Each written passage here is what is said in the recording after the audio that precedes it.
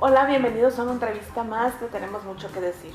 Soy Verónica Palafox y hoy vamos a platicar con Juan José Monarres de un asunto que cuando usted se entere cuán simple y sencillo puede ser, se va a maravillar y todo lo que puede prevenir en desgaste psicológico y emocional para usted y para su familia. Así que vamos a darle la entrevista, ¿qué le parece? Comenzamos.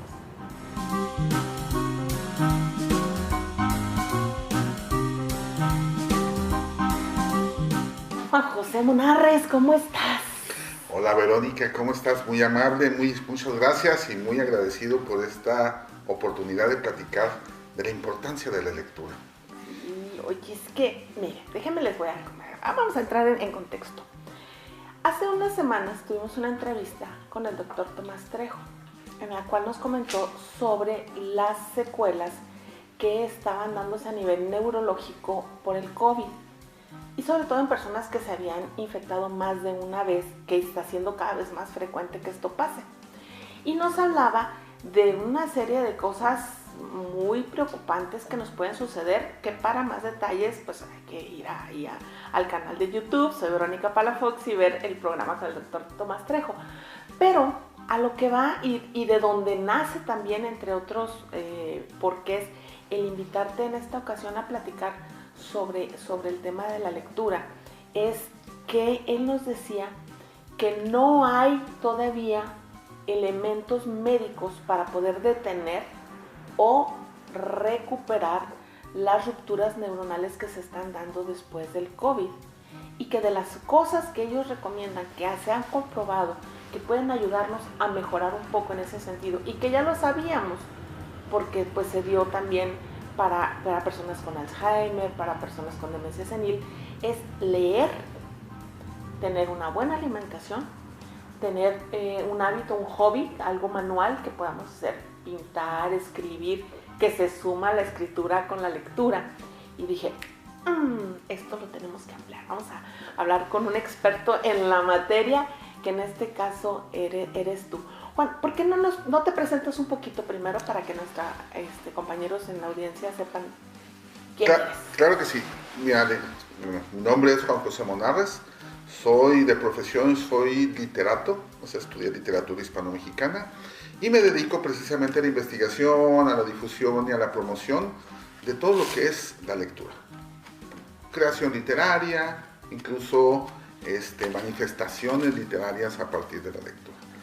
Sin embargo, me he dedicado bastante a la investigación de cómo es que los libros pueden llegar a solucionar problemas en el ámbito tanto social, educativo, incluso emocional.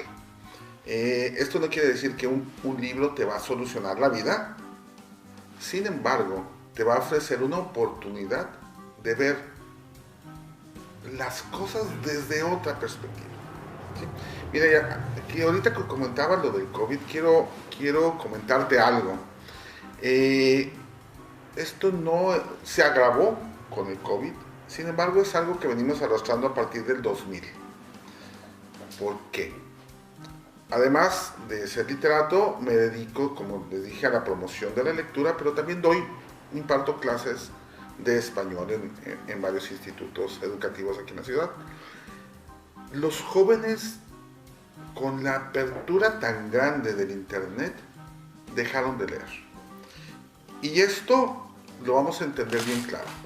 A todas aquellas familias que tenían la costumbre, ¿verdad? 70s, 80s, 90s, de comprar sus enciclopedias, pasaron a ser simple y sencillamente artículos de decoración. O como en algún meme se leyó, ¿cuántos metros de libro quiere? Pero tiene que ser rojo para que hagan juego con la sala. Ándale, sí. Es decir, empezamos a comprar enciclopedias de decoración. Si es que las compras. Si es que las compras, porque a veces te las ya regalaban. Ya no hay enciclopedias en las casas. No, definitivamente. Uh-huh. Es importante también entender esto. El internet ayudó a los jóvenes a una apertura de conocimiento inmenso. Sin embargo, les pasó algo muy extraño. Empezaron a leer demasiado rápido y demasiado preciso y conciso. Nosotros teníamos que leer 4 o 5 páginas para entender o encontrar aquello que estábamos Y buscando. si bien te iba 5 páginas, 4 o Bueno, 5 libros en la bueno. biblioteca. Para entender, más o menos encontrar un concepto. Sí, sí, sí. Ahora leen los puros títulos y dicen, leen el primer párrafo y dicen, Ya sé. creo que es esto, lo imprimen y lo entregan aparte como trabajo propio. Sí. Esto es muy peligroso. Esto es muy peligroso porque la lectura a nivel consciente lo que te hace es crearte una personalidad, crearte un razonamiento. Y definitivamente el lenguaje, que debemos de entender, el lenguaje no es un proceso natural del ser humano. El lenguaje es una construcción social. El ser humano no está capacitado de manera natural. No naces y desarrollas un lenguaje por sí solo. No naces y desarrollas un lenguaje por sí solo. Probablemente comunicación sí. Sí. Definitivamente, como cualquier ser vivo, va a desarrollar una comunicación. Sin embargo, no va a desarrollar estas estructuras lingüísticas que Saussure nos ponía entre lo que veo y la palabra que me dicen qué significa eso que veo. Y todas estas conexiones que en el cerebro se te hace a partir de una imagen, que es la letra, que son todas estas letras, y su referente. Si los jóvenes no leen eso, todas estas construcciones se pierden. Se pueden leer imágenes, se puede leer el mundo, se puede leer todo. Sin embargo, la lectura de las estructuras gramaticales, aparte de entender lo que estás leyendo, te crean una conexión sináptica muy interesante en el cerebro, que es precisamente lo que este doctor, ahora que lo estábamos platicando, y tiene mucha razón, va a afectar a las personas, no ahorita, pero probablemente dentro de muy poco los va a afectar. No, y fíjate, comentábamos antes de iniciar la charla, que de acuerdo a las investigaciones, déjenme primero me disculpo, porque van a oír este ruidito, pero es que apagaron el aire, porque se oye muy feo, y aquí está haciendo mucha de la calor, dicen por ahí, estaremos que como unos 38, 39 grados, así que si oyen este ruidito, es 39 grados, pero con el sentimiento como de 42. No, porque estamos encerrados y no hay corrientes de aire, y luego Omar los quitó todas las que había, pero bueno, justificando el ruidito. Te decía, se ha comprobado que de la posguerra, que estamos hablando de los años 30, 40, hacia adelante, la capacidad intelectual de la humanidad fue evolucionando hacia adelante. Es decir, cada generación los humanos éramos más inteligentes. Esto era un proceso normal, es una evolución cultural, justamente como tú lo dices. Pero eso se detuvo en los años 90. Y de los 90 hacia acá ha ido en una constante disminución. Es decir, de las generaciones del año 90 hacia adelante, incluidos los que somos anteriores a ello y que nos subimos a la costumbre actual de no leer, de no analizar, de todo, la inteligencia ha ido disminuyendo. Esto es un peligro tremendo, porque el ser humano que no tiene una capacidad cognitiva que te da la lectura, que te da la escritura, pues vives en el presente y te dedicas solamente, ahora sí que como aquellos caballos de las carretelas, ¿no? Con sus cubreojos y solamente para adelante. Te decía yo que hay 18 tiempos verbales, que yo me acuerdo que cuando llegaba el momento de pasarlos y conjugue el verbo ser en pasado pluscuamperfecto y pretérito, empezabas a sudar porque decías, ¿ese cuál era? Pero te obligaba a aprender y después utilizar diferentes tiempos verbales que te daban como una cama de tiempos diferentes en tu mente. Y ahora cada vez se está dando más a las conjugaciones simples. Presente, pasado, futuro. Se acabó. Si bien te va. Si bien te va. Y si no, puro presente. Mira, aquí también quiero hacer un énfasis y un reclamo. Reclámame. A ti no. Ok. Al sistema educativo, porque yo empecé dando clases en universidades, luego me pasé a preparatorias. Me quejaba mucho de que los jóvenes llegaban sin leer, sin esto, sin lo otro, sin lograr poner tildes, con una serie de defectos ortográficos muy amplios. En la misma universidad, ¿no? Tú veías casi profesionistas haciendo sus tesis con errores ortográficos que... Elementales. Sí, muy elementales. Es decir, no podrías entender a lo mejor alguna discordancia entre la idea, que por la presión de la misma tesis se te van, pero había errores así demasiado básicos. Y entonces decidí que era tiempo de irnos a unas de las bases. Entonces decidí empezar a dar clases en secundaria. Eso de decidir fue propio. Afortunadamente hubo gente que me siguió la decisión y me contrataron para dar clases en secundaria. Y me di cuenta que precisamente ahí viene el error. A secundaria me llegaban de primaria pensando que el español solamente tiene 3 tiempos verbales. ¿Por qué? Ya serán las reformas educativas, ya será el maestro que te diga, ya será el sinfín de cosas que puedan pasar en una escuela. Pero ¿cómo es posible que en el español, uno de los idiomas más ricos en conjugaciones verbales, los jóvenes lleguen solamente con 3 y luego usando 2? Y de esas 2 viven en 1. Porque no entienden el pasado. No definen el futuro, viven en un presente, pero luego aparte, ese presente ni siquiera es un presente. ¿Sí?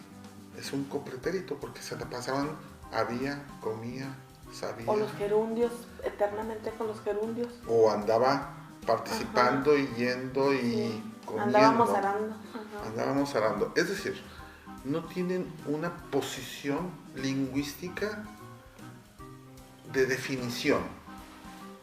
Y muchas veces, y esto es un adagio por ahí, dice, tú eres lo que dices. Alguien dijo, tú eres lo que comes, pero realmente es, tú eres lo que dices. Sí. Es decir, si yo digo esto, es porque mi ser lo representa. Pero cuando no te comunicas, entonces, ¿qué eres? Sí, es que al no utilizar toda la riqueza del lenguaje, también no le estás permitiendo a tu cerebro ser capaz de generar pensamientos complejos. Exacto. ¿Por qué? Porque estás yéndote... Ay, no, es que... Critíquenme, pero yo muero cada vez que leo gente que escribe la K y cree que eso significa ¿qué? O sea, es K, para empezar no es una ¿qué? Es una K. Y le pone ¿qué? Luego P, S. Se comen las vocales. O sea, y ahí quiere decir con 3 letras, ¿qué pasó? Estás simplificando de tal manera tu pensamiento sin saberlo. Lo estás haciendo simplemente por comodidad, por moda, por lo que quieras y gustes, pero no estás midiendo que lo único que estás logrando es hacer que tu cerebro se vuelva tan básico, casi como el del chimpancé, que nada más dice las 3 señitas. Que ¿te acuerdas que hubo hace tiempo un gran boom porque los chimpancés pueden aprender lenguajes de señas? Entonces, el lenguaje de señas en el chimpancé no es que se pongan a platicar contigo y te pregunten cómo estás, sino que te puedes decir comida, agua, hola, adiós, calor. Los sistemas básicos para él. Para ellos es mucha evolución, pero nosotros estamos involucionando a un pensamiento así de básico. Tú oyes a los chavos y me hacen ma, agua. O sea, ya no hay aquello de, mamá, ¿me puedes por favor regalar un vaso con agua? Gracias, mamá. Estamos cada vez haciendo tan simple el lenguaje que eso hace que nosotros no seamos capaces después de tener un pensamiento más complejo, y eso es muy, muy angustiante. Tú como maestro debes sentirte súper frustrado, ¿no? Sí, en ocasiones cuando les preguntas a los jóvenes algo, Su primera respuesta es no.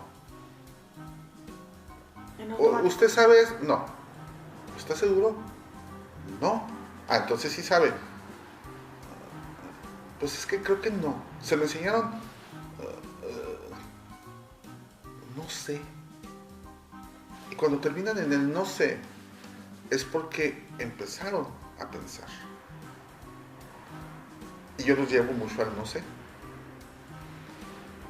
Porque cuando la persona se da cuenta de que aquello que se le pregunta lo desconoce, empieza a generar un sentimiento de decir, ¿y por qué no lo sé? Si lo debería de saber. ¿Quién no me lo enseñó? ¿Cómo no lo aprendí? ¿Por qué no lo aprendí? Oye, Juan, pero es que en ese instante el pensamiento es donde los debes atrapar. Claro. Porque 3 segundos después van a decir, Claro. Y en ese instante es cuando uno empieza a modificar, como maestro empiezas a modificar un poquito la necesidad del joven o de la persona de ser proactivo en cuestión lingüística. ¿Sí? Algo más peligroso, y esto tú te vas a acordar mucho. Cuéntame. ¿Recuerdas cuando tu madre te pedía el dese de la desa que estaba enseguida del deste? Y tú automáticamente sabías que eso era lo que esa referencia significaba. Sí. Bueno, ahí empezamos a perder lenguaje. Ok. Ahí empezamos a no decir, oye, ¿me pasas la bolsa morada que se encuentra enseguida del sillón doble que está sobre la mesita? O sea, es decir, empezamos a simplificarnos.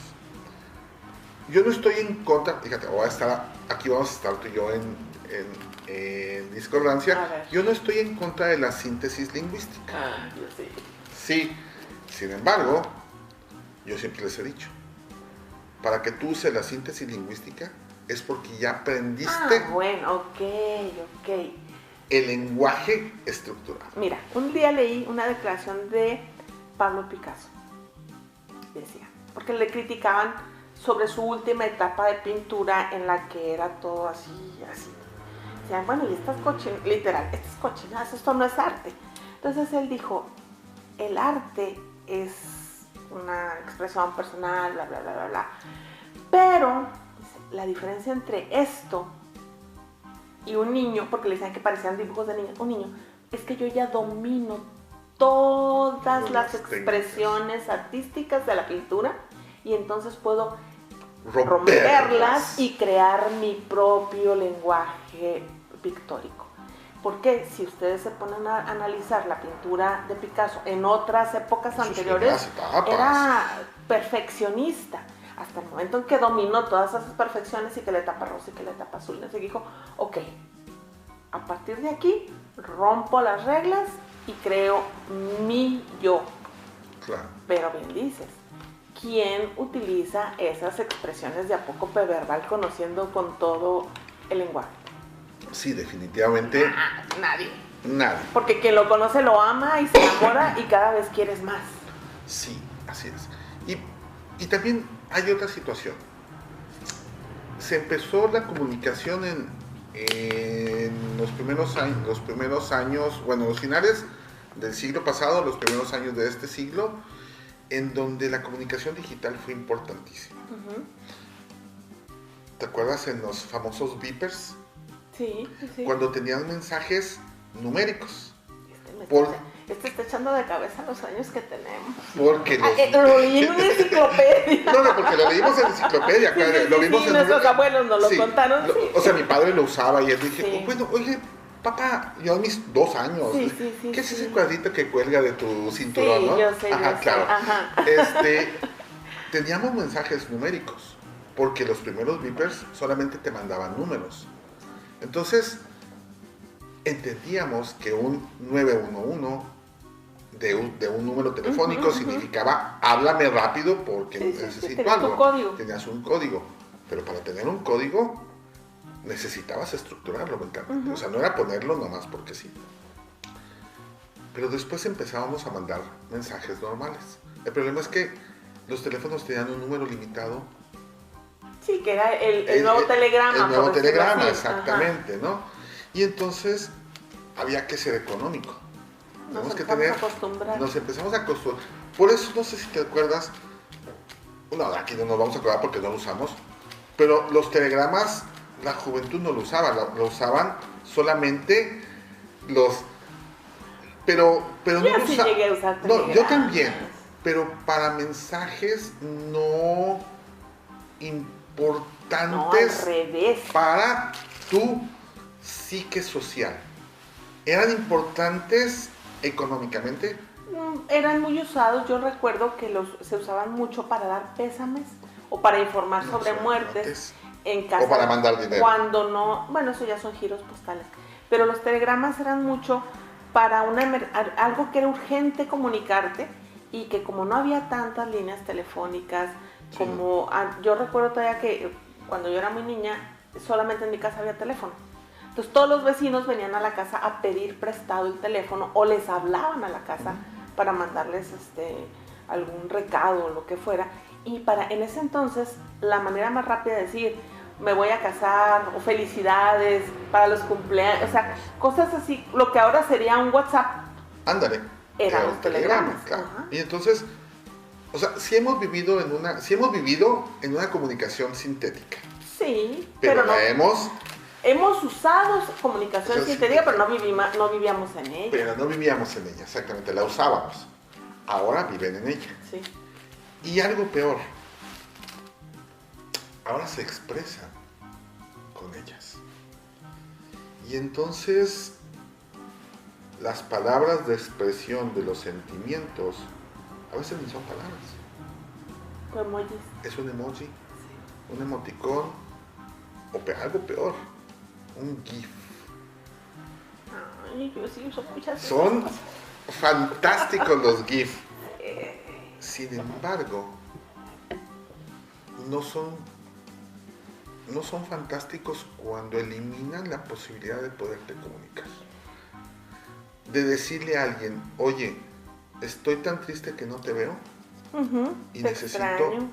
hablarte y lo único que mando es Una carita. una carita de Ujú, una lagrimita. y se acabó.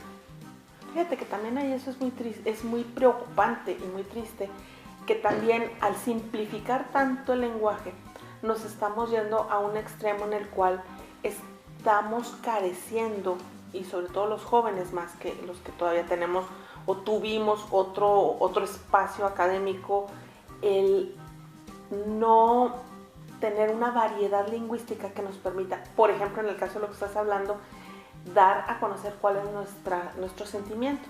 Entonces, pudiendo decir, estoy melancólico, estoy triste, estoy angustiado, estoy desilusionado, nos vamos o se van al depre. Ahora todo el mundo está deprimido, cuando la depresión es una situación muy drástica, muy fuerte, pero el lenguaje es tan limitado que ahora cualquier niño, cualquier señora, cualquier señor, cualquier persona que se encuentra a lo mejor ligeramente melancólico, dice, ando bien depre, ando en la depre. Sí, encuadramos mucho ahora bajo una sola palabra una serie de emociones. Mira, hace poquito estaba viendo un reportaje y me preocupó tanto porque el reportaje precisamente eran las últimas imágenes de personas suicidadas, que se habían suicidado, y su última fotografía. Y en la última fotografía estaban contentos, sonriendo, celebrando sus aniversarios, pero casi siempre solos en selfies. Ok. Entonces dices, bueno, ¿y entonces quién estaba con ellos celebrando? Yo me acuerdo mi fotografía de cumpleaños, que a lo mejor no conocía a todos, pero estaba en pastel y estaba en un chorro de... que no me venían a felicitar ni venían a comer pastel, Sí. porque todos estaban así con el pastel. Y que 20 años después le decías a tu mamá, ¿quién es este? Sí. ¿Sabe? ¿Sabe? Y este, pues vivía a la vuelta. Ajá. Y este, pues... No sé, venía es con amigo de otro. este. Ajá. Y muchas veces no los conocías. Sí. Pero jugabas con ellos. Y te preguntaban y hacían. Y ahora cada vez tú ves las reuniones de los cumpleaños de los jóvenes y yo creo que si llegan a 10, son muchos. Y cuando se juntan esos 10, están en un chat y están sentados en la sala y están comunicándose en el chat. Así es. Y entonces hemos perdido, y luego tanto los adultos también, ¿no? La comunicación con nuestros hijos han sido mínimas. Muchas veces queremos hablar con nuestros hijos respecto a cierto tema y lo mejor que hacemos es, oye, ¿ya leíste este libro? Siguiente va. Sí, bueno, aquellos que tenemos... Te mandé la liga de una nota a tu WhatsApp para que la leas. ¿Qué? Porque a veces ahorita vamos con los libros, pobrecitos. Aquellos que tenemos la fortuna de que nuestros hijos todavía pierden el miedo y el bochorno de verse con un libro.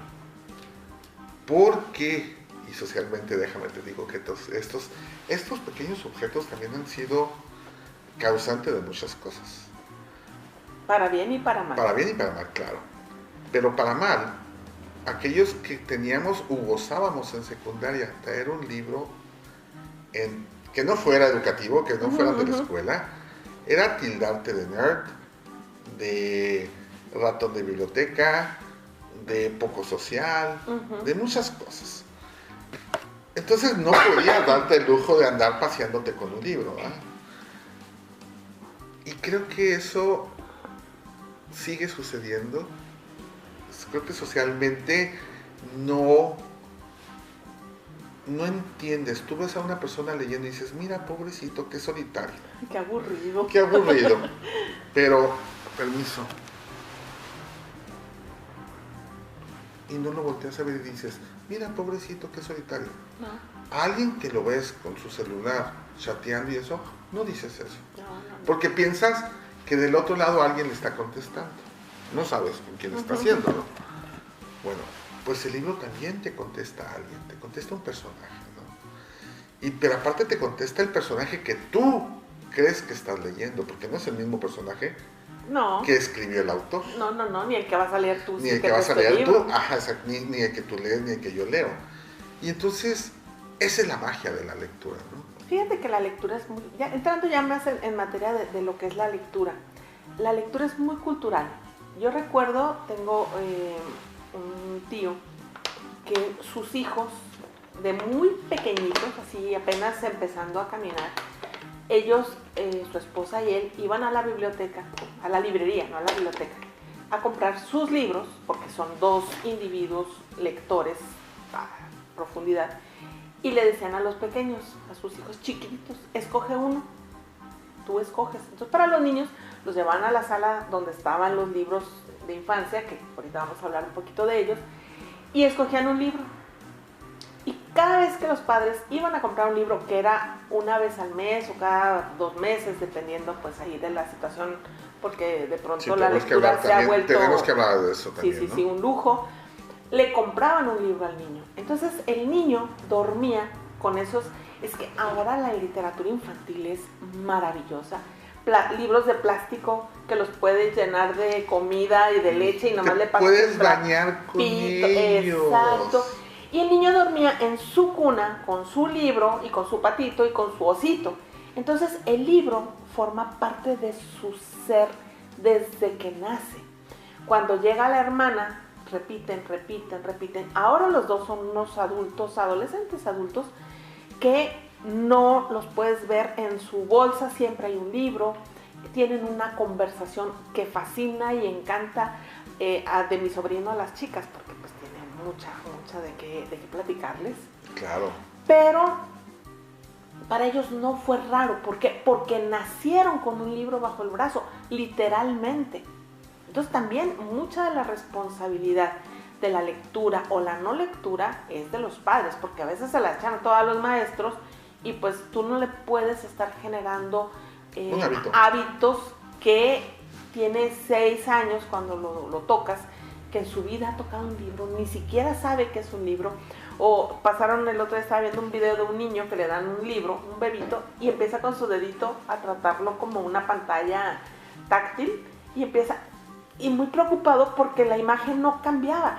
Era un niño que en su vida había tocado un libro. Bueno, pues déjame te digo que hay un libro que se llama Es un libro. Y precisamente trata eso. Ok. Creo que bueno, son dos animalitos. Y uno le dice al otro, oye, ¿qué es eso? Es un libro. ¿Y tiene pilas? No. ¿Y es táctil? Sí, mira. ¿Es interactivo? Sí, mira, te lo presto. Oye, ¿se va y se mueve? Sí. Puedes poner a todos lados.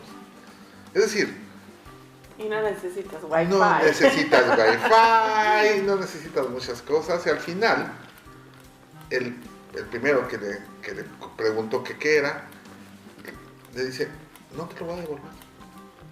¿Por qué? Porque lo va a leer. Es decir, los libros también han sido parte cultural. Muchas veces los padres yo como padre lector, he cometido errores. Al principio pensé que tenían que leer mis hijos. Fíjate, tenían que leer. Y cuando me di cuenta que no tenían que leer, sino que habría que cambiar ese verbo tener. Es obligatorio. Sí, porque ya en la escuela tienen que leer. Ajá. ¿Sí? Y entendí que ellos necesitaban querer leer. Al principio no lo entendía, sabes, uno padre, ¿no? Así, padre y luego con libros. Y léete el Quijote. Sí, léete esto y léete el otro, mira, por aquí vas a entender esto y vas a entender el otro. Y un día, mi hijo, que te lo digo, mi hijo tiene un libro, su primer libro fue un libro para la bañera, porque él llegó en una feria de libros que nos invitaron, dijo, papá, quiero este. Afortunadamente lo pudimos comprar, ¿no? Porque ahorita vamos a hablar también de los libros, de los precios de los libros, ¿no? Pero mi hijo no lo leía. Él jugaba en la bañera con un libro. Y al principio yo decía, bueno, entonces, ¿para qué compré un libro? Que no se lee. Que no se lee. Después haciendo investigaciones y todo esto, uno va perfeccionando esto de la promoción de la lectura, te das cuenta que el libro también es para eso. Para que el niño entienda que es un libro. Que es un objeto al que no le debe tener miedo y que puede amar. Así es. Y ya después lo entenderá para qué. Así es. Y entonces, igual después con mi hija intenté hacer esto. Ahorita me puedo dar el lujo de decir que mis 3 hijos leen lo que ellos quieren. ¿Cuándo? A la hora que ellos quieran. Es que esa es otra situación con la lectura, Juan. Y tú como maestro no me vas a dejar mentir. Hemos querido inducir a los niños y a los jóvenes en lecturas que quizás no sean las que les interesan. Y el problema con los libros es que los libros son o no son para ti. Yo lo he dicho en muchas ocasiones y no me avergüenzo decir que yo no soporto el Quijote. No lo soporto, me parece infernal. Lo intento. Es inconspicuo. Es un libro que he intentado leer no sé cuántas veces y a la página 15 digo, no. ¿Qué pasa? No es un mal libro. Simplemente no es un libro para mí. Y si mi primer contacto con la lectura es que como es una joya de la literatura universal, lo tienes que leer, entonces yo aprendo que la lectura es algo que me desagrada. Y comparto eso con todos los libros y de ahí para adelante, no, porque nunca me gustó leer. Cuando sí en la escuela me dicen, tienes que leer el Quijote, no me gusta. Ok, lee La Odisea, no me gusta. Ok, lee Mujercitas, no me gusta. Ok, tienes que encontrar un libro que te va a enganchar y vas a decir, este es el mío. Que podría ser algo tan simple como cuando leí este título, a ver, Omar, ¿lo puedo...? Sí, ¿verdad? Cuando leí este título, me encantó. O sea, un niño al que le das a leer esto, con la diversión del puro título, los calzoncillos maléficos, es ya una garantía de que lo va a ojear, por lo menos. Mira, y aparte porque rompe muchas cosas, ¿eh? Nadie habla de sus calzones. Y menos que si son maléficos. Y menos si son maléficos, ¿no? No, y además esta nueva tendencia de los libros para niños, que tienen un gran formato, grandes, que tienen unas ilustraciones hermosas, poco texto. Esto hace que el niño se vaya enganchando con la historia. Claro. Y más si volvemos a aquella hermosísima tradición que había antes de que los papás le leyeran a los niños antes de dormir, aunque fuera el periódico, no le hace. Pero va también generando conexiones emocionales entre la lectura y tu padre, tu hijo. Y cuando eres adulto y ya no tienes a tu padre, es un recuerdo que viene a la cara con lagrimitas de acordarte cuando tu papá te leía, a lo mejor en los del futuro, El calzoncillo maléfico, o en mi tiempo, por decir, los cuentos de Peter X Pan. o de Y, ¿no? O sea, depende de lo que fuera la lectura del momento. Pero el no saber presentarle la lectura a los niños, o en su momento a los jóvenes, también es un aliciente a que los menosprecien. Claro, mira, hace poco tuve la oportunidad de presentarme en un espacio cultural y leía e hice una ponencia con respecto al cambio de paradigma de las bibliotecas. Desafortunadamente ahorita las bibliotecas públicas municipales ya no son aquellos refugios en donde nosotros llegábamos a estudiar. Uh-huh. ¿Por qué? Porque ya lo comentamos hace un momento, ¿no? Ya no hay enciclopedias, ya no hay tantos libros de texto especializados en las bibliotecas. Sin embargo, hay mucha lectura recreativa en las bibliotecas. Pero la biblioteca sigue estando y entras y lo primero que te dicen, cállese, no hable, no socialice, no se mueva. Entonces entras en un espacio restrictivo a hacer una actividad gozosa, lúdica. Te voy a mostrar este libro. Este libro no nada más te permite leer, sino te permite romper el espacio de los libros. Oh, ¡qué belleza! Estos libros tienen muy poco texto, sí, pero a los niños esto les llama infinitamente la atención, porque aparte rompe sus espacios. Sí. Es decir, consideran a un libro otra cosa. No, y le da elementos también visuales para comprender las diferentes dimensiones. Imagínate. Por ejemplo, aquí el saber que debajo del agua hay otro universo y encima del agua, que no es lo mismo que lo leas a que lo veas. Entonces, está hermoso. Pues, ay, ve eso. Entonces, imagínate que aquí dice, no, bla, bla, bla, que que el otro, parecen desiertos. En la superficie del mar parece un desierto, pero abajo de él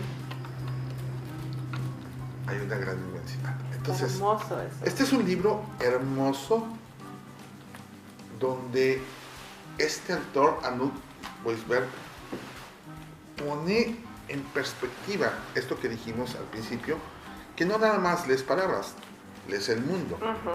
¿Sí? Pero para leer el mundo tienes que tener la palabra precisa para poder describirlo. Y vuelvo otra vez a la escuela. Los jóvenes leen, pero yo no quiero preguntarles cómo se llamó el autor, en qué año fue escrito, que esas son las grandes preguntas de la gran porcentaje de los maestros, ¿no? Yo les pregunto, ¿y qué te pareció? ¿Qué te hizo sentir? ¿Qué te hizo sentir? ¿Cómo cambiarías el final? ¿Qué piensas tú del personaje? ¿Qué te hizo revivir en ti? Entonces son preguntas que no van a encontrar la respuesta en el libro. Son preguntas que tienen que encontrar la respuesta en lo que entendieron o en lo que sintieron del libro. Pero, ¿cómo promover la lectura? Fíjate que mi abuelo paterno sí conoció, nació en un pueblo, se traslada a Guadalajara y ha de haber ido a una o dos ciudades adicionales. Pero tú hablabas con él y él te podía describir la Rue de Montmartre te podía describir la muralla china, te podía hablar así de literal, de decirte, y en la esquina hay un árbol donde abajo hay un perro gris, y si un día ibas a ese lugar estaba el árbol y el perro gris ahí, porque no solo era un ávido lector, él hacía suyo lo que leía. Y eso creo que es algo que no le hemos terminado de explicar a los chicos, cuántas vidas puedes vivir a través de los libros. Sí, mira, yo recuerdo mucho en mi secundaria, una de las lecturas obligadas que tuve que hacer fue El Lobo Estepario. Okay. Imagínate, Germán Gess, Lobo Estepario, en la secundaria, 14 años, 15, cuando tú ni siquiera sabes qué quieres en esta vida, y leer El Lobo Estepario, que esa parte es una locura, ¿sí? Porque aparte es un gran descubrimiento. ¿Pero qué crees? Pero a tu edad fue suficiente. Pero es mi libro de cabecera. Yo, mi primer libro que leí en la primaria fue Cumpleaños, que es un libro súper complejo, que ahora sé que es súper complejo, pero en ese momento lo disfruté enormemente, de Carlos Fuentes, perdón, Cumpleaños de Carlos Fuentes. Entonces, cuando años después en la universidad yo comenté, es que ya lo leí. Sí, ¿cuándo lo leíste? Yo, como en quinto de primaria. ¿Quién te dio este monstruo en quinto de primaria? Pues en ese momento, en mi capacidad, yo lo leí y lo entendí. Lo leí 20 años después y era otra cosa, no tenía nada que ver con lo que yo había leído. Pero era mi libro en ese momento. Y teníamos libros muy interesantes en secundaria. Digo, claro, tuve maestros que me intentaron meter ahí. Fíjate, leí Santa, leí El Conde de Montecristo. Okay. ¿Sí? No digo ahorita, bueno, Santa de Gamboa, El Conde de Montecristo de Dumas, ¿sí? Y leí El Retrato de Dorian Gray. Ok, y ahora entiendo por qué tienes cerrada con llave la puerta de tu sótano. Acabo de entenderlo. Y entonces, ese cúmulo de lecturas que me hicieron odiarse porque me preguntaban tonterías que yo decía, ¿y en qué página está esto? Y tenía que volver a leer todo para contestar una pregunta que decía, ¿y en qué parte de la calle caminaba cuando mató a...?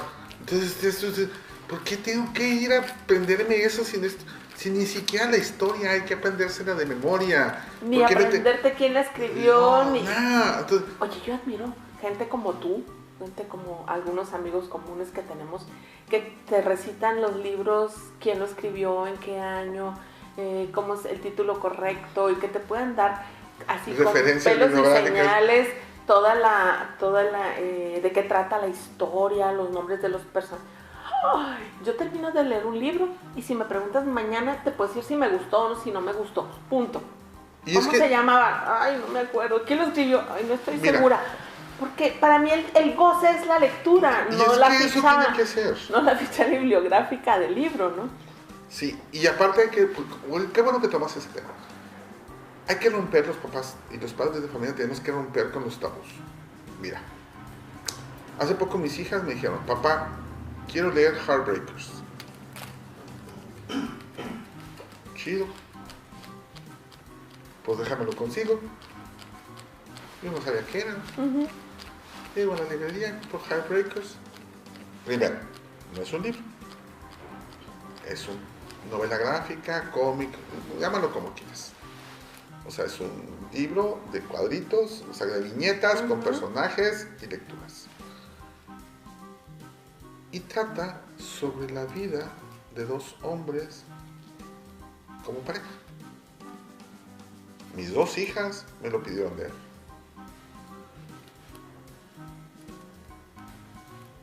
Es muy extraño. Después, en la escuela, vi que una muchacha, un grupito de jóvenes estaban escondiendo un libro. Y pues, ¿qué traen? A ver, pues saquen. Heartbreakers. Ay, profe, es que nos va a regañar. ¿Por qué? Pues porque es un libro que habla de temas prohibidos. ¿Cuáles? magia negra o qué. El Necronomicon. El Necronomicon, o sea, sí, ¡Qué miedo! Dije, ¿tiene la solución para la política nacional de este país? Un libro sobre diversidad sexual. Que es además un tema Bueno, que ahora para ellos es muy importante. Ajá, y normal. Y normal, y es muy importante porque entonces están viendo esta diversidad que de repente nos pusieron tabú a muchos de nosotros y ellos lo ven de manera normal. Además, el que lean los temas en un libro les da información más precisa que si lo ven en Facebook o en Twitter, claro, o en cualquier página de esas que proliferan de manera... Y entonces, cuando mis alumnas pues vieron que no... Dije, no, pues cuando termines me lo prestas. ¿Lo va a leer, profe? Pues sí. O sea, ¿cómo quieres que hablemos de él? Si no lo leo. Pero vamos a poderlo hablar de aquí. Sí. Es más. Porque íbamos a hacer una reseña bibliográfica en clase. Entonces cada quien tenía que leer un libro. ¿Y puedo hacer la reseña de este? Pues, claro. Y la vas a pasar aquí a presentar. Pero habla de... ¿De qué? Pues ¿de qué? Y se le acaban las palabras. Es decir, si nosotros encontramos como padres o como adultos bloqueos para los libros, pues entonces estamos bloqueando el conocimiento. El único bloqueo que yo encuentro para un libro es lo que se dejan costar, porque hay hijos de su madre. O haces la alacena de la semana o te compras un libro. Eso sí, o sea, estamos hablando de 500 pesos, 350, esta cosita que es un libro fantástico, ¿sí? 200 pesos. Son bien poquitas páginas, pero este es un libro fantástico, en donde es una mujer que va a su primer cita con el ogro y pasa con un conejito y le dice, oye, ¿por qué no te quitas la verruga esta? Te vas a ver más guapa. Pues, fin bruja. Agarró su bolita baja y ¡ping! Luego pasa enseguida de otro animal y dice, oye, ¿por qué no te quitas la joroba? Porque te vas a ver más guapa. Bueno, ¡ping! Y así fue quitándose cosas. Y llegó con el ogro, toda una mujer totalmente cambiada, muy al estilo de los estereotipos que nos venden en los comerciales. Y el ogro dijo, ¿quién eres? ¿Qué haces aquí? No, que yo soy la bruja. No, tú no eres. Yo me enamoré de una mujer jorobada, con una verruga. Guapísima. Guapísima, que estaba guapísima. No de esto. Entonces es un libro, fíjate la importancia de este libro. Entonces, sí, pero tenemos una solución, Verónica. En la ciudad existen algo que se llaman salas de lectura. Que eso es una cosa a la que tú dedicas mucho de tu tiempo y que me gustaría mucho que antes de que nos fuéramos a despedir nos hablaras en dónde encontrar tus salas de lectura, tus programas de lectura, pero antes de pasar a eso, algunos tips prácticos que podamos ofrecerle a nuestros padres, a nuestras madres, a nuestros hermanos mayores, a las personas en general, que les puedan ayudar a disfrutar la lectura. Hace rato tú le decías, empiecen a leer. Y si no les gusta, tírenlo, cámbienlo o déjenlo para otro momento. También uno lee de acuerdo a su estado de ánimo. Lean lo que quieran. A los padres tenemos que aprender que los hijos tienen que leer lo que ellos quieran leer, no lo que nosotros queramos que ellos quieran leer. Eso es algo fundamental. Si nosotros queremos obligar a alguien a leer, lo va a leer. Claro, ¿verdad? Al fin y al cabo la obediencia es una obligación. Es una obligación. Pero la lectura por obligación es un tiempo perdido. Y no crea el hábito. Entonces, déjenlo leer. Si no lo termina, denle su tiempo. Habrá tiempo que termine. Aunque sea pequeño, no te tiene que enganchar. Y si te engancha, disfrútalo más. Entonces, creo que ahí está la clave, ¿no? La clave es, si quiero leer, voy a leer lo que yo quiero. Y si no quiero leer, déjalo. Sí, pero dame oportunidades de encontrar ese libro que me vas a decir tú ahorita, que me va a llamar la atención y que me va a decir, hey tú, léeme, porque soy eso, soy yo eso. Oye, es que hay libros que llegan a tus manos que son unas cosas de mamostretos, de grueso. Y empiezas a leerlo y cuando te das cuenta ya se acabó la noche, ya empezó el día y no lo puedes soltar. Y lo terminas de leer, lo guardas y en 1 año o en 2 años lo vuelves a encontrar, lo vuelves a tomar y te lo vuelves a escalchar. Bueno, yo soy fanática de Carlos Fuentes. A mí, mis días con Laura Díaz van 5 veces que lo leo. Es un libro técnicamente aburridísimo, pero no sé, tiene un encanto para mí y es una cosa de este tamaño, son como 400 páginas, un poco más. Igual como hay libros pequeños que a lo mejor los lees y te van a durar 15 días porque así lo tienes que dosificar para que te sirva. Hay una cosa que todo el mundo recomienda y yo en lo personal lo sugiero mucho, que los últimos 5 o 10 minutos de tu día los dediques a leer. Desconéctate de la pantalla porque todo el...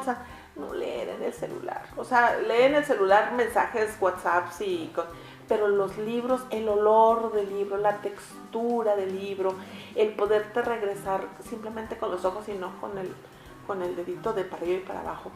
Pero 10 minutos antes de dormir, apaga todas tus conexiones y toma un libro. ¿Cuál? El que sea. Que si eres muy religioso, agárrate a la Biblia. Que si eres muy coquetón, pues agárrate el Marqués de Sade. Pues que si eres muy culto, agárrate un manual de química y física. Agárrate el libro que quieras. El famoso libro que durante tantos años era el libro de buró, el libro de cabecera. Te lees una página o 2, ayudas a que tu cerebro se desconecte del día. Le das un extra de serotonina para que duermas a gusto, tranquilo. Y vuelvo a lo que decíamos al inicio. Le das a tu cerebro elementos para que sus neuronas creen uniones entre ellas y puedas las conexiones sinápticas que retrasar cosas como la demencia senil, como el Alzheimer, ahora lo que decíamos al principio de las secuelas neurológicas del COVID y de 1,000 cosas. Ese es un hábito que debería de ser casi a rajatabla por obligación mundial, del mundo mundial. Y del Comité Internacional de Salud. Sí, mental y física. Y antes yo me acuerdo, Juan, que en la mesa, terminando de comer, los papás y los niños, al menos en mi casa pasaba, jugábamos con los trabalenguas. O platicábamos qué habíamos leído en la escuela. Y ese tipo de costumbres se han perdido. Entonces también retomar el hablar con los hijos de palabras, de lenguaje, vamos a ver, una palabra que nunca habías oído. ¿Qué significa petricor? Ya sé, el otro día mi hija le puso en uno de sus... Perdón que te interrumpa, pero me acordé mucho. ¿Cómo disfruto el petricor? Y todas sus amigas dijeron, ¿y eso qué es? ¿Y eso qué es? Invita. Y pues cuesta. Y les tuvo que explicar, ¿verdad? Que este olor, porque estaba lloviendo. Y el olor a tierra mojada, lo que dicen, huele a Guadalajara. Ese olor de tierra mojada, ese es el petricor. Pero hay palabras que están tan en desuso, que son tan hermosas. El conticinio. Entonces, a lo mejor jugar así, chiquito, y que cada quien lleve a la mesa una palabra que no se usa en el cotidiano en casa. Y platicarla y explicar qué es y tratar de utilizarla. Porque eso no solamente es dar tiempo de calidad a los hijos, sino es darles herramientas para que la escuela les sea menos adusta, que el aprender la necesidad, porque una vez que la aprendes ya no la sueltas. Sí, no. Yo me acuerdo, hay una frase que yo les digo a mis jóvenes ya cuando están saliendo de secundaria, que ya empiezan con los novios y todo esto. Y imagínate que un día le puedas dar, no hay nada más sensual que un ósculo en el occipucio de tu novia. ¡Mangos! ¿Qué es eso? Y se quedan así. Y nada más, es un simple y sencillo beso en la parte trasera de tu cabeza. Pero Oye, además, leer también Pero puedes jugar con eso. Imagínate qué divertido, sí. ¿no? No, a mí, ¿sabes qué me pasó? Y si estás viendo, pues ya qué. Un noviecillo de adolescencia me escribió una carta. Entonces, esa carta tenía flores dibujadas, era un poema. Nadie, nunca nadie, mi pequeña flor, leve como el aire sobre alrededor. Entonces yo tendría 16 años, ponle 15, 16 años. Tomo aquella hermosa misiva y le empiezo a leer y digo, esto es una canción. Porque hay canciones que son basadas en poemas. Claro. Esta es una canción que canta Alberto Cortés. Y Alberto Cortés explicó que esta canción la había escrito en base a un poema de sutanito de tal. Entonces, yo tristemente dije, este está queriéndome ver la cara. Que si yo no leyera, lo hubiera hecho. Es una tontería, pero así podemos hablar de mil y un cosas que si tú no lees, que si tú no te culturizas en muchos sentidos, también te pueden hacernos una serie de engaños que pueden ser más peligrosos que el que te quieran conquistar con una... Mira, hablando de conquista, bien decía, ¿no? Carita mata dinero, pero la labia mata a cualquiera. No, que dice, a ver, cartera mata carita, pero labia asesina cartera.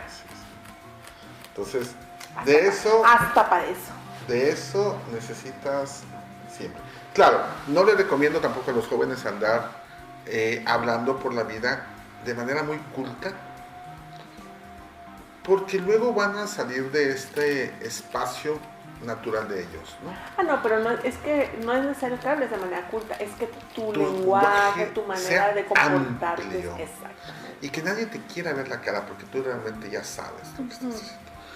Sí, no ser pretenciosos con la cultura, simplemente asimilarla y vivirla. Así es, porque eso te da la lectura te da palabras que tú dices, ¿y de dónde salió? ¿Sí? ¿A quién se le ocurrió? Oye, Juan, dime. Tú en los últimos años te has dedicado mucho a generar lo que se le llama las salas de cultura, de lectura. ¿En qué consisten? Y de una vez nos platicas sobre tu proyecto de lectura en internet, porque no todo en internet es inculto, hay muchas cosas geniales que puedes encontrar ahí, entre ellos este programa, claro está, ¿verdad? Claro. Cuéntanos de las salas de lectura y de Cocopel y de todo lo que haces. Claro que sí, mira, bueno,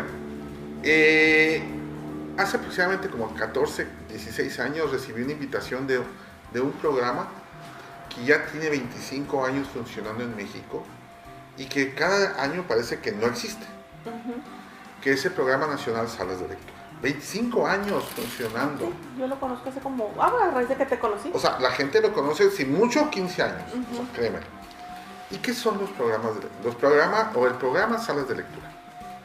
Pues es un espacio en donde hay libros y la gente puede llegar a leer y no necesita comprarlos. No es una biblioteca. No es una biblioteca. Puede haber préstamo, o sea, te lo puedo prestar a que te lo lleves a tu casa, lo termines de leer y me lo regresas y te lo cambio por otro. Es un programa muy interesante. ¿Dónde encontramos las salas de lectura? ¿Dónde encontramos las salas de lectura? En muchas de las colonias hay pequeños espacios en las casas, en parques, en donde voluntarios, porque todos somos voluntarios, llevamos a cabo este tipo de actividades. No son lugares fijos. Muchas veces son lugares itinerantes. Ok. Anteriormente eran lugares fijos, anteriormente cada uno de nosotros en nuestros propios hogares prestábamos este servicio. Desafortunadamente la sociedad no nos permite esto. Es peligroso. Es peligroso abrir tus puertas a mucha gente que en ocasiones no sabes. Debería de ser algo común que tu puerta esté abierta y que la gente pueda llegar a entrar a tu casa, pero la realidad es otra. No, ya no. La realidad es otra. Entonces muchos de nosotros decidimos salir a los parques, salir a los espacios públicos, en festivales, en festejos en ocasiones también nos somos Rondines invitados. por las colonias. Así es. Ajá. A veces hay bicicletas donde cargamos estos libros y vamos a un espacio, el Monumento, el Parque Borunda, diferentes espacios en la ciudad. Y ustedes pueden llegar y durante 2, 3, 4 horas o el tiempo que la persona mediadora quiera, van a estar los libros ahí. Y muchos de los mediadores no nada más llevan libros, ¿no? Sino llevan también hojas en donde los niños pueden pintar, materiales para que los niños puedan hacer alguna manualidad. ¿Necesitas credencial para no necesitas credencial, no necesitas aval, no necesitas es que de repente la recomendación. Las bibliotecas te tienen casi como un crédito. Sí, parece que estás sacando un crédito. Sí. Entonces, esto es un libro. No es la herencia del mundo, ni las perlas de la Virgen, ni nada, ¿no? Es un libro. Sí, entiendo, las personas hay que cuidarlo. Claro. Y cuando lo termines de leer, si no es tu libro, ponle alas y déjalo que se vaya. Volar, exactamente, ¿no? O devuélvelo a algún espacio que podamos hacer esto. No me requieres nada. Pero sí quiero recomendarle algo a los padres cuando vayan a una sala de lectura. No somos guarderías. Es decir, no se trata de que lleguen y nos dejen a sus hijos y los entretengamos 2 horas mientras ustedes hacen otras cosas. No, se trata de un espacio en donde la familia va a disfrutar de la lectura, en donde tú como padre vas a prestarle y a decirle a tu hijo cómo leer. Porque... es un facilitador. Sí, es un facilitador de libros para que no pagaste 2,000 pesos en libros, ahí están. ¿Sí? Si tu hijo te ve leyendo, en algún momento dado él va a leer. Así de sencillo. Si tu hijo te ve fumando, en algún momento dado va a probar el cigarro. Sí. Eso no quiere decir que se va a hacer fumador. No, pero la imitación, es lógica. Entonces, hay espacios así. Y ahora yo. Yo fundé un colectivo en Ciudad Juárez que se llama Lectores en el Desierto, en donde somos no nada más mediadores, sino artistas, escritores, comunicadores como tú, que eres parte del colectivo, en donde ofrecemos todos nuestros expertise o nuestros conocimientos en la difusión de la lectura. Hacemos programas, hacemos diferentes proyectos y generalmente utilizamos la plataforma de Facebook, porque es como la más amplia, para difundir nuestros elementos. Entonces, en Facebook me pueden encontrar como Colectivo Lectores en el Desierto y tengo una sala que se llama Sala Cocopelli, K-O-K-O, ¿sí? Y te voy a platicar un poquito quién es Cocopelli. Cocopelli es un dios de aquí de la cultura mogollón, que es toda esta cultura que viene desde Arizona y todo esto, pero es un jorobado que toca música y aparte es cuentacuentos. Okay.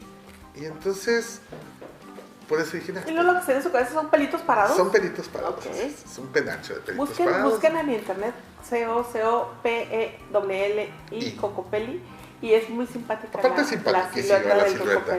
Y entonces dije aparte que ya es un logotipo que yo no traigo. Le pedimos ahí a Omar que nos ponga ahí a un Cocopelli, ahí ahora que... Perfecto. Que lo y entonces, surge esta idea de esta sala itinerante y entonces me empiezo a mover a muchos espacios. He tenido la fortuna de estar en espacios como el Museo de Arte, donde en el Museo de Arte, fíjate, por primera vez adentro de un museo de arte existía un espacio de lectura vivo. Llegaban, ponían los libros, llegaban las personas y mientras los papás veían las obras de arte, los niños se sentaban conmigo a leer. Y luego les explicaba. Y yo intentaba más o menos llevar libros que hablaran un poco de la misma exposición que estaba ahí. O sea, intentaba, no siempre se puede, pero intentaba. Y esto le da un contexto muy interesante a la lectura, porque sabes que la lectura te puede llevar a otros espacios. Luego tuve la fortuna de estar en el Instituto Municipal de la Mujer, en donde a partir de la lectura las mujeres podían exorcizar sus demonios. Es una forma que se puede decir. Ajá. A partir de la lectura ellos veían ventanas o veían puertas de posibilidades a sus problemáticas, y fue un proceso muy interesante porque al final ellas escribieron su propia historia. Y estas historias reflejaban lo que ellas habían vivido, pero desde una perspectiva que les dio el libro.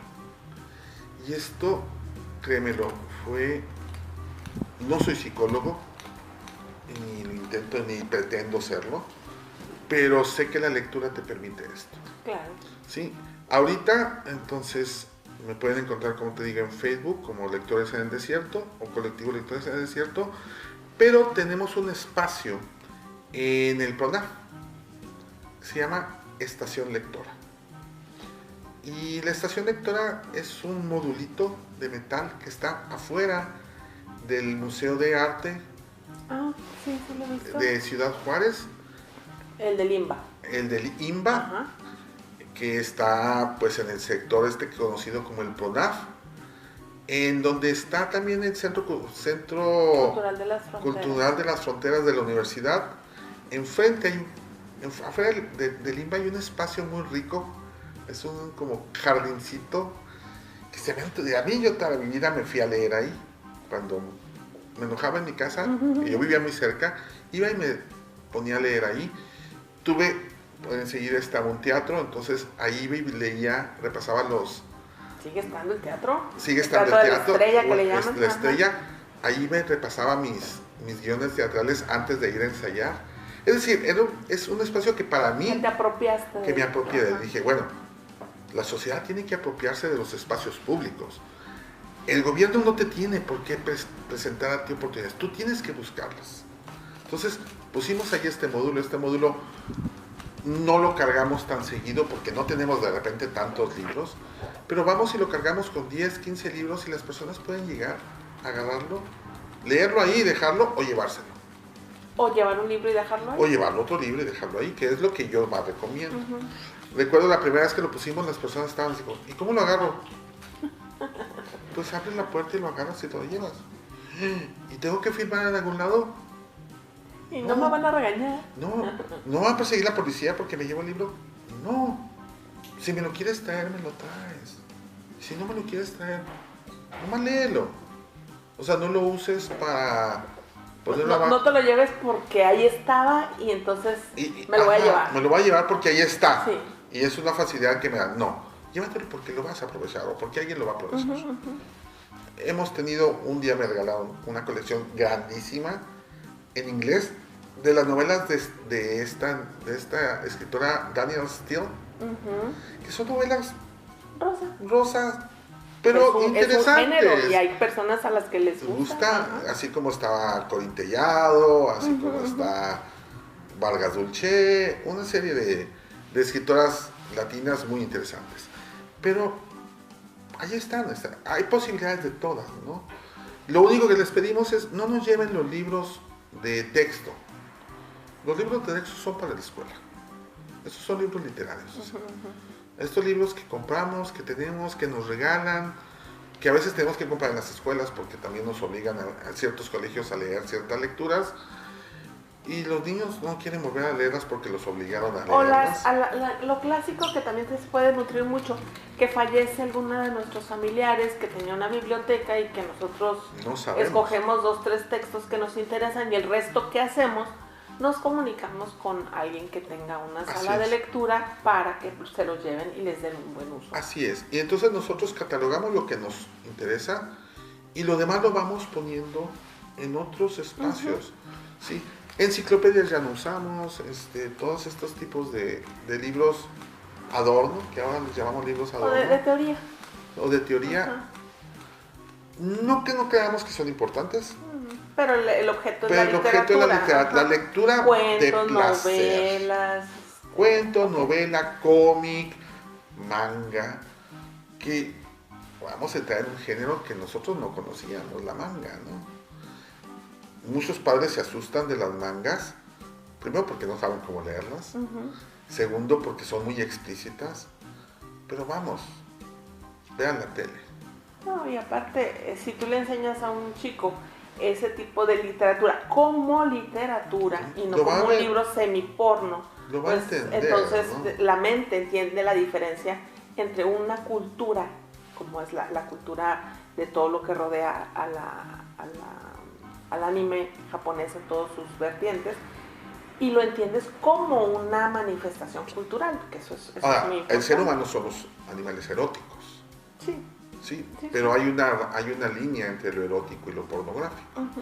Entonces, si lo mantenemos en el lado erótico, es riquísimo. Es un estilo de Es un literatura y estilo. podrá ser la tuya o podrá no ser la tuya. Exactamente. Entonces, les recomendamos, busquen salas de lectura, busquen estos espacios. Generalmente En todas sus ciudades, porque este programa es es nacional, entonces en todas las ciudades nacional, lo pueden en encontrar. si ustedes van en internet, ustedes pongan la palabra salas de lectura y les van a salir muchas salas de lectura. Alguna cercana a su casa tendrá que haber. Algunas cercanas siempre va a haber. Así. Y nuestro logotipo generalmente es una maceta con una plantita y en la punta es un libro. Ok, Entonces, perfecto. realmente estamos muy identificados. Juan, te decía yo al principio, antes de empezar, de que una de las cosas importantes de leer es que sepamos realmente qué pasa con las historias. Y decíamos el ejemplo clásico de que todo el mundo sueña con tener un romance estilo Romeo y Julieta. Entonces todo el mundo dice, ay, es que somos como Romeo y Julieta, es que yo quisiera, que mira, cuando Romeo y Julieta es una historia que pasó en 3 días y hubo 6 muertos. Entre ellos, los enamorados, que eran unos niños además. Entonces, si no hemos leído, no podemos armar deseos concretos. Le aseguro que después de que leas Romeo y Julieta, lo último que vas a querer Sí. es un romance como el de ellos. Y a mí me da mucho miedo cuando mis alumnos me dicen que quieren un romance, que ellos quieren ser como Romeo y Julieta porque te vas a morir. ¿Ya compraste No, el veneno? no, espérate.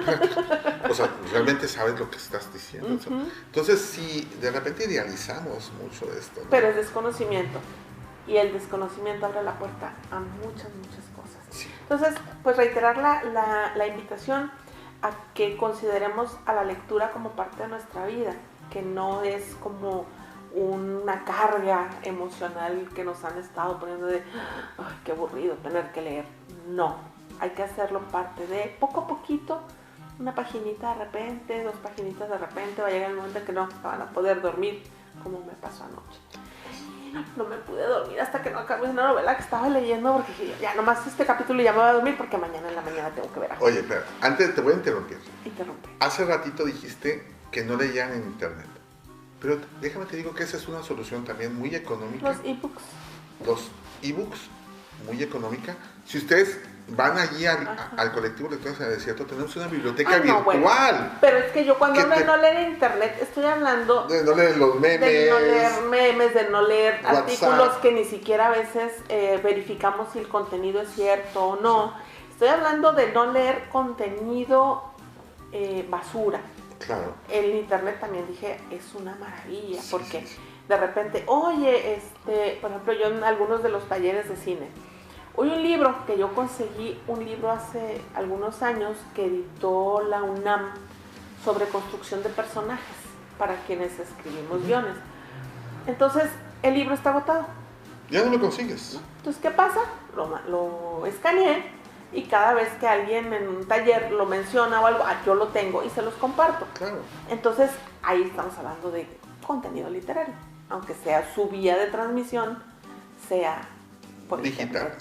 Sí. Entonces, allí en el colectivo tenemos también una biblioteca, sobre todo para libros para niños. Uh-huh. Y no nada más eso. Nos dedicamos a leer también en voz alta esos libros para niños. Entonces van a poder encontrar videos en donde alguien que nos dedicamos a la lectura hacemos eso, porque a muchos padres también les da pena leer. O no tienen el conocimiento de lo que es, lo que hemos estudiado como cuentacuentos, de cómo darle vida a las historias, pero también que no sea es un impedimento para que les dé penita leer. Sí, pero poco a poco alguien va a... O viendo ese tipo de videos puedes más o menos... Pues yo también puedo hacerlo. Ajá. Es decir, sí, era tan fácil pues sí, está fácil. hacer cara de ratón cuando lees lo que dice el ratón. Así es. Listo. Y entonces, acudan a estas salas de lectura, créanmelo, va a haber posibilidades. Y próximamente, déjame te digo y te voy a dar una primicia, ¿Cuenta? próximamente vamos a hacer préstamos de libros, porque ya estamos fuera de la pandemia por fin, que son 2 años que duramos sin prestar ningún libro. Por Seguimos en la cuestiones pandemia, sanitarias, pero con otras condiciones. otras condiciones. Entonces, ya vamos a empezar nosotros en el colectivo a prestar libros, pero lo vamos a hacer de manera digital. O sea, te voy a subir un catálogo de libros, tú vas a decir, quiero este, nos vemos en un punto específico, que generalmente va a ser la estación lectora en el PRONAV. Tal día, toma, llévatelo, tal día me lo regresas. Ándale, como catálogo de Avon. Como catálogo de Avon.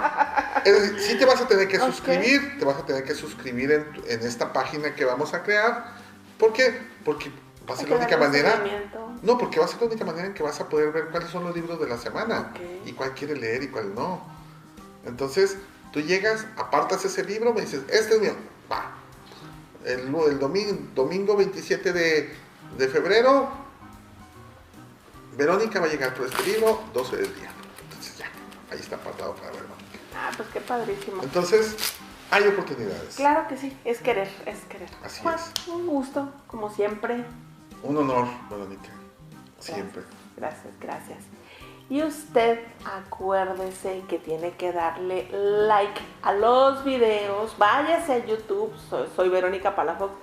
Dele like, porque entre más likes nos dé, me ayuda más a generar mejor contenido. Y estamos ahora sí que en donde nos busque, ahí nos va a encontrar. Estamos en Facebook, en TikTok, en Instagram, en iBooks, en Spotify, en podcast. No, hombre, por donde usted voltee, nada más póngale, soy Verónica Palafox o tenemos mucho que decir, y le aseguro que nos va a encontrar. Gracias, hasta la próxima.